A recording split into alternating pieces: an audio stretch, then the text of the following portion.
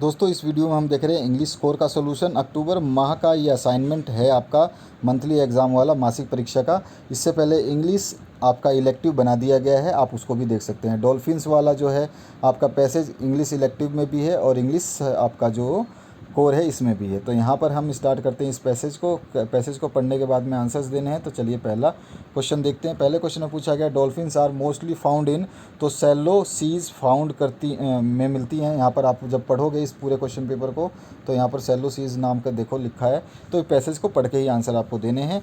B है dolphin swim alongside of ships to conserve energy, अपनी energy बचाने के लिए, और they use echolocation to find food for themselves. ठीक है, और उसके बाद में आपका है the word agility means same as quickness, यानी कि जल्दी। ठीक है, इसका मतलब दोनों का सेम होता है। इसके बाद में नेक्स्ट क्वेश्चन है one word use for a number of fish, तो दैट इज़ स्कूल। इसके बाद आते हैं नेक्स्ट क्वेश्चन।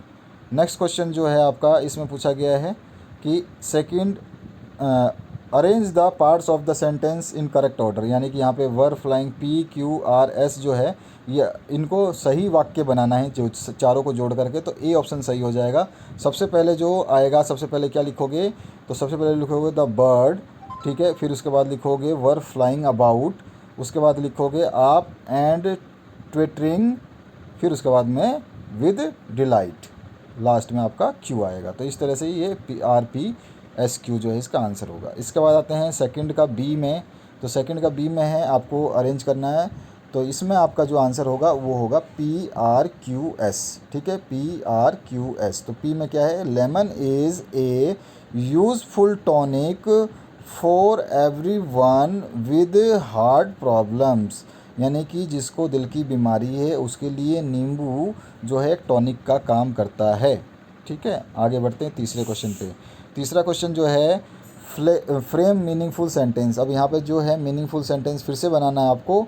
तो यहाँ पे है the bell rang this this this this करके, तो इसका सही आंसर होगा as soon as the bell rang the students ran out of their classes. तो इसका इस तरह से आपको राइट आंसर लिखना है। उसके बाद में आते हैं next question, the reads teacher story to a the student. तो यहाँ पे आ जाएगा the teacher reads a story to the students. उसके बाद में नेक्स्ट है आपका सी ऑप्शन, तो the dishes question mark C does afternoon wash the in, ये सबको जोड़ना है। तो does C wash the dishes in the afternoon, ये हो गया इसका आंसर, और यहाँ पे क्वेश्चन टैग भी लगेगा। तो इस तरह से इसका आंसर हो गया। अब आते हैं क्वेश्चन नंबर 4 पे। क्वेश्चन नंबर 4 है where was the writer's grandfather portrait placed, describe the portrait. तो यहाँ पे जो है इसका आंसर क्या हो जाएगा, the grandfather portrait hung above the mental peace in the drawing room. ठीक है, इस तरह से लिखोगे और इसके बाद में आप बता दोगे, डिस्क्राइब कर दोगे पोर्ट्रेट को यहाँ पर इस तरह से लाइन लिख करके। इसके बाद है पांचवा क्वेश्चन। जो पांचवें क्वेश्चन की बात करें तो पांचवें में है the narrator what was the name of narrator boat. ठीक है, बोट का नरेटर का नाम और डिस्क्राइब बोट करना है आपको। नरेटर कौन था उसका, तो वेव वॉकर था, वेव वॉकर, जिसमें एल साइलेंट रहता है, और इसके बाद में इसका हम डिस्क्राइब कर देंगे। इसके बाद छठा जो क्वेश्चन है the three stanzas despite three difference phrases in the poem a photograph what they are. तो इसका जो राइट आंसर होगा वो आपको थ्री जो बताने हैं। तो यहाँ पे देखिए फर्स्ट जो है स्टैंजा में आपको क्या मिलेगा, the poet's mother is shown as 12 year old girl. ठीक है, और दूसरे स्टैंजा में सेकंड फ्रेज में क्या मिलेगा, जिसमें मिडिल एज मदर लाफिंग, और उसके बाद में आपका जो थर्ड फ्रेज है उसमें आपको मिलेगा चिलिंग पाल ऑफ साइलेंस। ठीक है, death for the mother has left in the life of the poet. तो ये आपको इसका आंसर लिखना था क्वेश्चन नंबर 6 का। इसके बाद आते हैं क्वेश्चन नंबर 7 में। क्वेश्चन नंबर 7 है how did the viewers celebrate their Christmas and where. तो उन्होंने जो है on December 25 1976 their boat was 3500 kilometres east of Cape Town. The weather had become very rough, strong waves were walling, the waves were rising quite high. The author and his crew celebrating Christmas on the boat. The new year also celebrated in similar condition. अब इसके बाद में हम next जो question करेंगे 8वां, what was narrator's immediate reaction when he saw his cousin sitting on a beautiful white. तो यहाँ पर आपका जो नरेटर का रिएक्शन है उसके बारे में लिखना था। तो वहाँ पर जो tap down the window of his room, तो उसके बाद में आपको उसको दृश्य को यहाँ पे प्रसारित करना है। मैंने अपने हिसाब से आपको बढ़िया सोल्यूशन दिया है, इसको आप देख सकते हैं। इसके बाद आते हैं 9th क्वेश्चन पे। 9th क्वेश्चन जो है, how did narrator and his grand mother became good friends. तो यहाँ पर उसका जो दोनों एक दूसरे से दोस्ती मतलब दोस्त क्यों बने और कैसे बने, तो ये आपको बताना है। तो ये कैसे बने थे उसका आपको यहाँ पे सारांश लिखना है।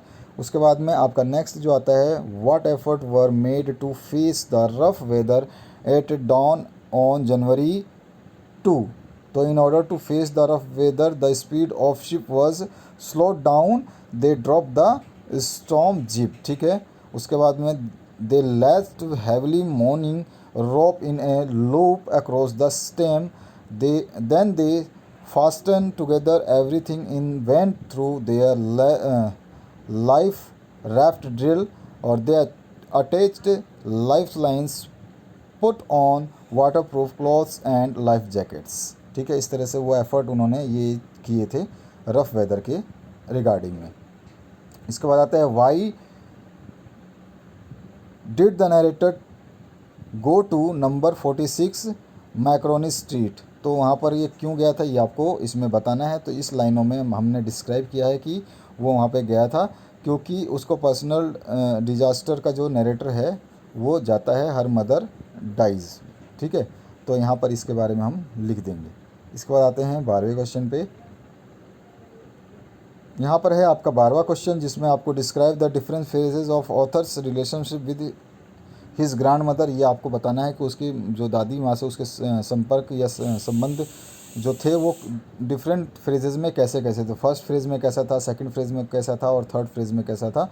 हम तीनों पंक्तियों के हिसाब से, तीनों व्याख्याओं के हिसाब से बताएंगे। ठीक है, तो यहाँ पे अलग अलग आपको लिखना था और यही कंप्लीट इसको सॉल्यूशन है। इसको आराम से आपको स्टडी करना है और याद भी करना है। बहुत मोस्ट इंपॉर्टेंट एक चीज़ बताऊं कि इसमें आप जो अभी देख रहे हैं सॉल्यूशन, इसमें से ही क्वेश्चन बनेगा। इसमें से बनेगा एक क्वेश्चन, इसमें से एक बनेगा क्वेश्चन एमसीक्यू और एक बनेगा इसमें से एमसीक्यू। ठीक है, ध्यान रखना है। ये है इसका तरीका एग्ज़ाम का लेने का, मैं बता रहा हूँ।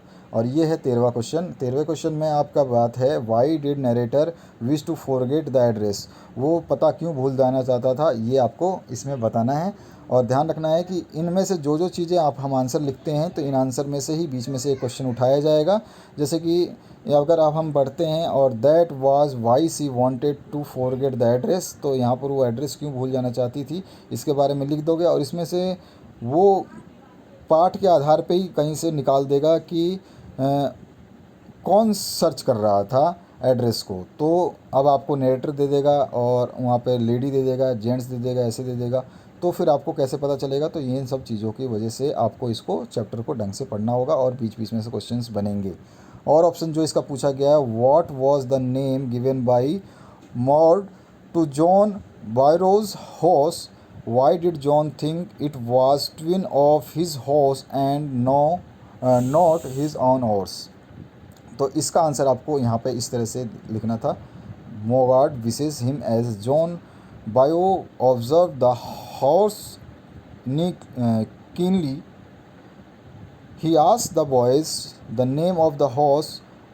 वो बच्चों से नाम वाम पूछता है। उसके बाद में हम मैं आपको एक चीज़ और बता दूं, आपने सॉल्यूशन तो देख लीजिए कि आपके जो बोर्ड एग्ज़ाम हो रहे हैं उसके लिए मैंने जितने भी अभी तक पेपर डाले, अगर आपने उनको पढ़ लिए तो 75 to 70 स्कोर करना बहुत इजी है।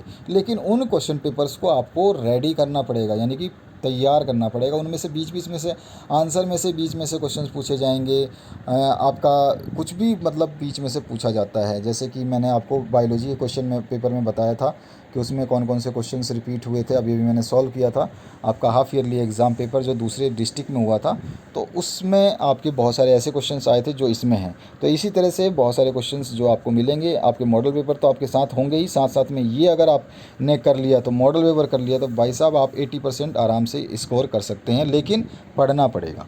तो आशा करता हूँ इस वीडियो से आप लोगों को हेल्प मिलेगी। Thank you very much. और इसको लाइक ज़रूर करें और दूसरों के साथ शेयर ज़रूर कर दें।